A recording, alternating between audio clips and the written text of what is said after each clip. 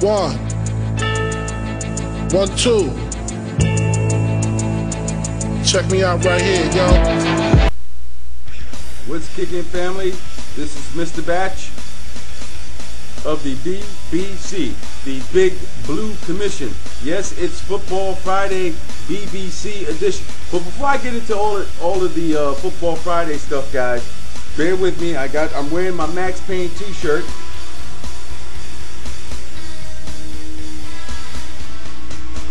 Yes, Max Payne 3. I saw the demo for Max Payne 3 coming out in 2012. Yes, that's right. Mr. Batch was at Comic-Con yesterday.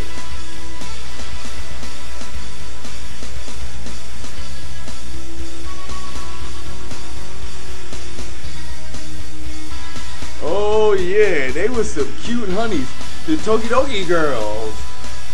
They got a costume contest coming up Saturday night. Hopefully I got to work out my schedule. I'm trying to get there to see what's going on like that. It's a fabulous thing. I'm into comics, anime, video games. I'm a gamer. I prefer Madden, and I do a lot of the shoot 'em up games, like Grand Theft Auto is their 10th anniversary, and that's coming up. They had a big Marvel Avengers thing going on. I had a great time. Also picked up this.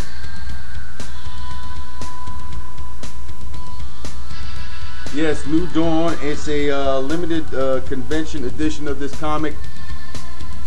I had a blast. Took some shots and stuff like that.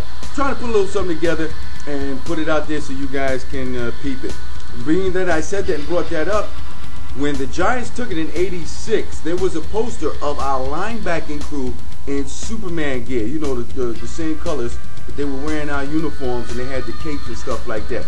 Any of the BBC out there who's ever seen that, PM me. I'll give you an email where you can email me that photograph of it. I'd like to keep that. That was a nice one, and I had thought about that when I was at Comic-Con. They had our linebackers sitting up there with the capes and the whole nine, and that was nice. But now, let's move on to Football Friday, the BBC edition for the Football Giants, New York Football Giants. This week we have the Buffalo Bills coming up. They're coming into Giant Stadium / MetLife Stadium and take on the G-Men. They're 4-1. Fitzpatrick is at the helm, the former quarterback for Perry Fewell when he had taken over on an interim basis. Now, the last week's game we had a debacle, broke down. We had a chance to win in the closing moments, and it went the other way. In the post-game conference, Coughlin had taken ownership for that. Great. Glad he manned up. Sometimes there are a few things that the coaches will do and won't do, which would be causing me to be like Jerry Tarkanian, and I got that big towel, biting on the towel, you know, when they cause me so much consternation and agita. This week we need the win before we go into the bye week. I was looking for us to be 6-1, but we just had a little hiccup. This win will be a good one, will be a key one going into that bye week. Now, the stats here have it that we've got a few injuries. The defense has its ups and downs.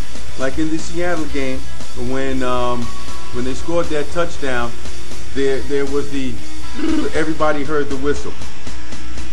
They were going on like, you know, what's going on here? There was a whistle, you should still play.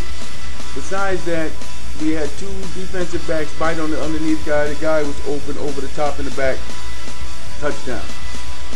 It would have been, think about it, it would have been a moot point if there was no inadvertent whistle because they blew the coverage. But in any event, when Tuck was on with Mike Francesa, I heard him talk about that, and they even ran the replay of Tuck on the sideline pointing that there was a whistle. Now, one of the things that you don't want to hear from a referee or an umpire, a referee in a football game is the inadvertent whistle, which will stop play. Because as we know, OC was bearing down on the quarterback and was going to waste him. And you've seen how everybody just pulled up.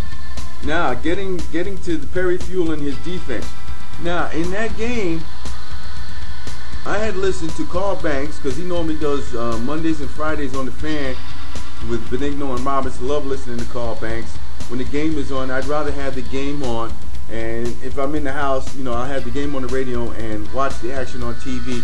I like their commentary. They're describing a few things as it goes along. Sometimes there's a 5-second delay, folks, between the radio and the TV. If you haven't noticed that now, there's a delay. But Carl had said in one of his interviews to them guys that Fuel had went to a soft zone early in the game. Now, if you're going to go into a soft zone early in the game, that means your defensive line is able to get that pressure on the quarterback and really disrupt them, and it won't matter.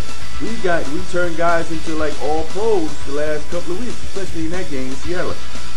Having the quarterback and his wide receiver, nondescript guys. Come on, this week we can't afford to have that happen. I'm not saying injuries are an excuse, but they're part of the game, and we have to work around that. My main thing is that I would love to have OC and Tuck on the field at the same time. This will probably be another week that we won't have Justin Tuck on the defensive side. On the offensive side, we're probably going to be minus Jacobs, Bass. There's another offensive lineman who I think has a stinger, and the fullback also has a stinger. I'm not sure about it. No, the offensive lineman has a concussion. The fullback has a stinger. No excuse anyway, but that's part of it. Everybody has an injury report. So what could cure us this week is the run defense of the Buffalo Bills. The numbers on that is that they're giving up 138 yards a game. Now, this year, we've fallen to 28th in the league when it comes to rushing. Last year around this time, we were top 10, probably top 5 in rushing offense. We had a great 1-2 punch in Jacobs and Bradshaw. We might be without Bradshaw, the fullback, this week. I mean, we will probably be without Jacobs and the fullback this week, which means that Bradshaw is going to have to carry the load. Now, Darrell Scott hasn't got no reps, and we're going to carry the load with Bradshaw. Now, I think that this will cure the ills. I believe we are a 2-point favorite at home. We're going to get the game. That's all I see that as. It's going to be a determined game. They're not going to want to go into the bye week split 3-3. 3-3. Don't want that. I'd rather be 4-2. I'd rather be 4-2 going into the bye week, because we've got, okay, the Cowboys are playing the Patriots and the Eagles are playing the Cowboys. I'm going to let all the rest of the NFC, take care of itself. We can only worry about our games and win our games. Okay, the Eagles got enough of them blasting their baseball players and Michael Vick, and now they got a sign outside the practice facility, a couple of fans across the street saying Reed's got to go and stuff like that. Whoa, they got their own mess down there to deal with. Their own mess. And as for the Eagle fans, at the beginning of the year, I bet you they did not sign up for a 1-4 start coming up to this point in the season. No way.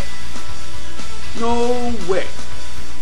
Now, with that being said, let's moving right along. I'm looking for us to have a great game. I'm looking for us to have the run game do its thing.